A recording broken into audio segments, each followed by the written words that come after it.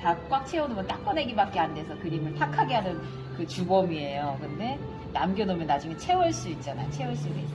그리고 진한 거를 밝게 하는 건 어렵지만 밝은 건 어둡게 할 수가 있어서 그것도 가능한 거고. 지금 위에 강조했죠? 밑에까지 진하게 하면 단순해지니까 이럴 때 밑에 물만 풀고.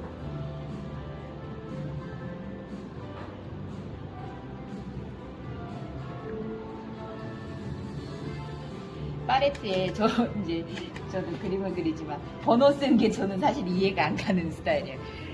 번호 써서 왜 회사마다 짜잖아요. 저는 그냥 노란 계열, 파란 계열 이렇게 같은 계열끼리 막 많이 이제 섞여서 써도 된다고 생각을 해요. 그 번호 찾다가 힘들어.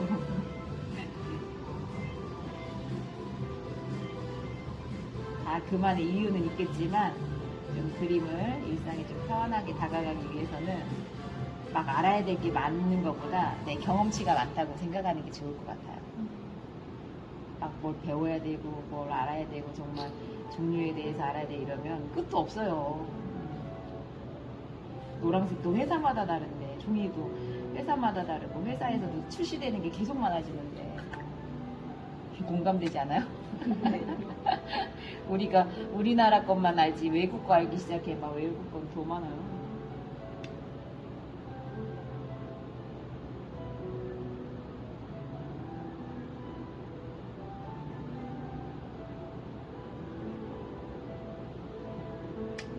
하면서 이제 중간에 얘네들을 조금 더 말랐을 때 종이가 흡수가 싹 되면 그게 이제 다 말랐다는 건데, 말랐을 때는 이게 그림을 온전하게 객관적으로 볼 수가 있으니까 그때 추가적으로 할 수 있는 거는 이제 그때 해주시면 돼요. 젖어 있을 때는 색감도 발색도 그렇고 조금 그 전 단계이기 때문에 몰라요. 그래서 말랐을 때는 이제 마무리 단계에서 조금씩 더 하셔도 되는 거예요.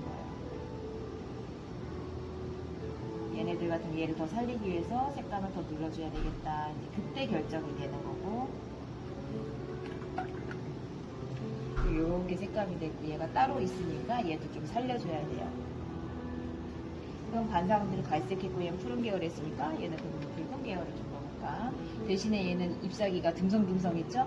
그럼 더 이렇게 조금만 남겨놓고 얘는 좀 조금 다른 방법으로 해주는 게 좋겠죠. 그럼 점도 그렇고 연두색하고 레몬색은 색을 쓰실 때 정말 주의해야 돼요. 잘못하면 튀는 색이 돼갖고 걔만 주인공이 되거든요. 그림은 조화를 이루어야 되는 거라고 했으니까 튀는 색은 조금 조심해야 돼서. 그리고 황토색을 쓸 때 특히 황토색은 탁해지기 쉬운 색이라서 레몬색하고 연두색 쓰실 때 조금 조심하시고, 얘는 많이 채우는 것보다 이렇게 가벼운 느낌으로 끝에만 조금씩. 그리고 이렇게 팔레트에 있는 거 꼭 안 섞으셔도 있는 거 가지고 하셔도 돼요. 붓이 이렇게 갈라져 있으면 갈라진 채로도 써보기. 어찌 보면 저 같은 경우도 그게 그 활용을 많이 하니까 시간이 더 단축되는 걸 수도 있을 거예요. 조금씩 모여있는 그 시간들이 단축이 되면 또 전체적인 시간을 만드는 거니까.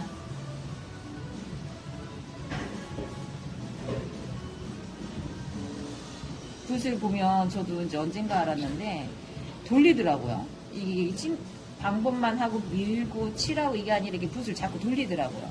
그게 이제 아마 하다 보니까 나오는 성격처럼 하다 보니까 붓 습관이 된 건데, 그만큼 다양하게 쓰는 게 이제 늘은 것 같아요. 지금 얘는 누르고 번짐도 있고 그걸 가지고 쿡쿡쿡 찍었지만 얘는 많이 이렇게 펴지는 느낌으로 했죠. 이게 조금 더 가볍게 표현하는 방법들이니까 햇살 받은 느낌도 더 강조가 되고.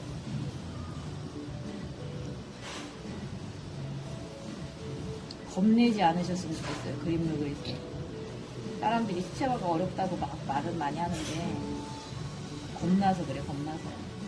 해본 사람이 한다고. 이 중독성이 얼마나 강한데. 수채화하는 사람은 수채화만 하잖아 거의. 여기에다가 이렇게 붉은 계열도 한번 넣을까요? 안 되는 건 없다고 보면 된다겠죠?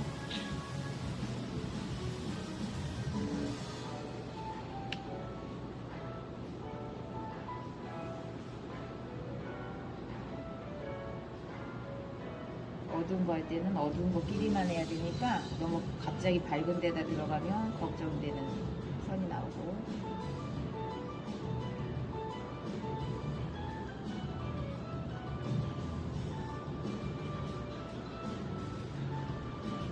나무가 기초라고 말은 할 수가 없어요. 왜냐면 평생 나무는 우리 곁에서 있기 때문에.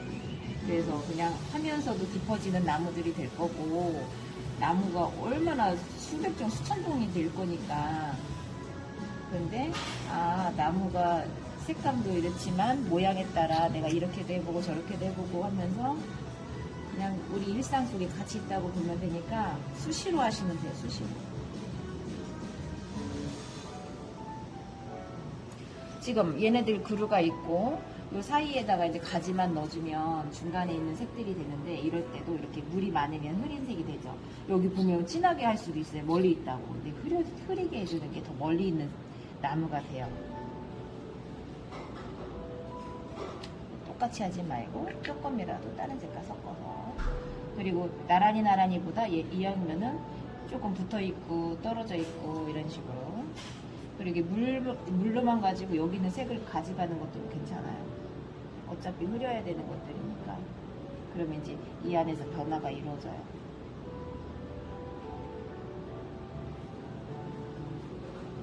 그리고 얘가 제일 멀리 있잖아요. 멀리 있는 거는 이럴 때 녹색 계열이 풍부하게 들어가 있어요. 그러면 아예 그냥 다른 색으로 만드는 거예요. 이런 생각은 좀 못하죠. 아무래도 그럼 아예 다른 느낌으로 가서 이렇게 해도 나무예요. 나무에 같이 있기 때문에.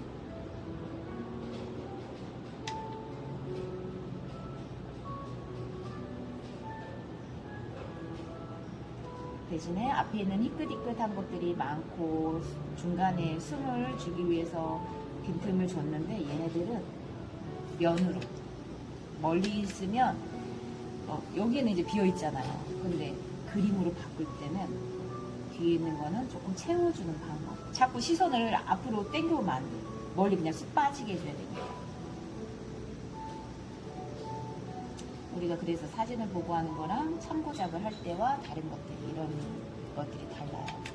이제 이 수업, 지금 하는 거는 조금 수준이 있는 단계가 올라가는 그런 거지만, 선생님들마다 이제 제가 좀 이따가 지도가 다시 될 거고, 그래도 이렇게 자꾸 보는 게 중요하니까, 여기서도 이 안에서도 또 변화.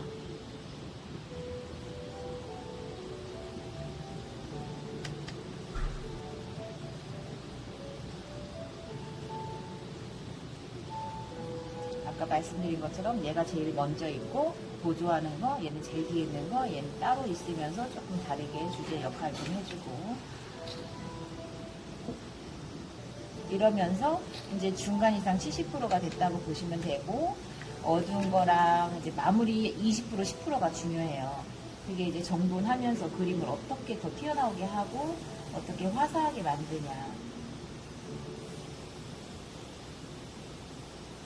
모양을 잘 잡아가면서 그 마지막 부분이 중요해요. 그리고 우리가 평상시 할 때 건물을 하거나 뭔가를 할 때 그림자가 그 역할을 하기도 하고, 포인트 되는 부분을 어떻게 살려주는지 그거에 따라 이제 그림이 확 달라지게 되죠.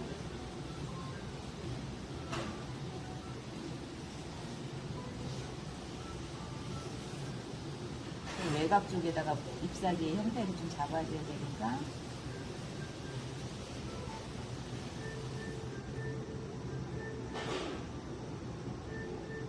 지금 요 밑에를 보시면 되게 다양하죠. 나무들이 이렇게, 여기서도 색감이 조금 변환이 있는데 붉은 계열, 고동 계열, 검은 계열, 회색 계열, 뭐 분홍빛도 넣어주고. 저 거의 지금 이거 하나로 다 했어요. 거의가 아니라 하나로 다 했죠. 그다음에 조금 더 세밀한 거나 이럴 때는 가벼운 걸로 붓을 한번 바꾸셔서 하셔도 돼요. 이 사이사이에다가 이런 게 이제 마무리 단계에서, 지금 얘는 거의 녹빛이에요. 녹빛으로 하고, 어두운 거 조금 더 터치 넣어주고.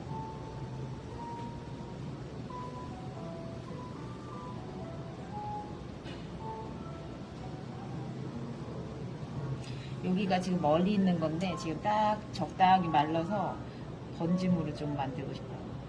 이게 즉흥적인데 이런 걸 했을 때 이쁘고, 이 안에서도 색깔을 다른 색을 넣어줘도 이쁘고, 이 방향을 다 똑같이 하면 점무늬가 되겠죠. 어떤 건 크고 어떤 건 작고.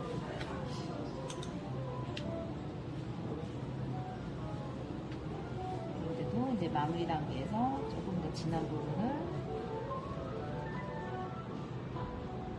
누르기도 하고, 이따가 개인적으로는 제가 가지 그리는 것도 또 필요하신 분들 조금씩 알려드릴게요.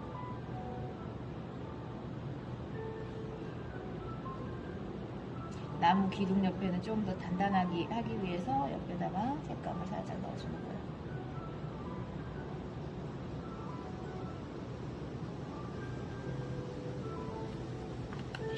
여기서 나중에 좀 막 장식적인 게 들어가면 밑에다 노란 색깔도 넣어주고 뭐 분홍빛도 넣어주고 이제 점점 이제 화사해지게 만드는 거예요. 이런 거는.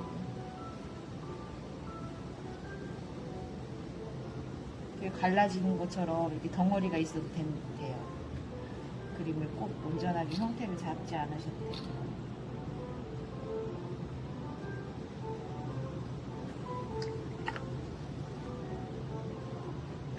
마무리 단계에서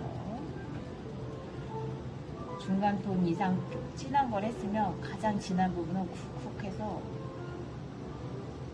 그때는 빨리 하면 안 되고 마무리할 때는 차근차근 내가 어디를 더 해줘야 되나, 어디를 더 눌러서 더 돋보이게 해주나, 그거를 찾으시는 단계. 이 본질하니까 예쁘죠? 이렇게 지금 바깥쪽에서 들어오는 터치도 해주고,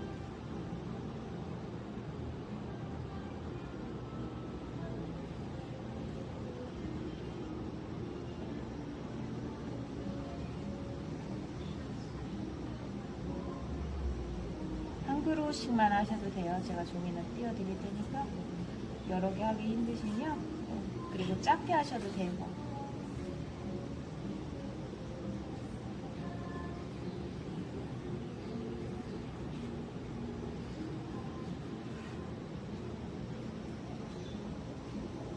됐습니다. 이렇게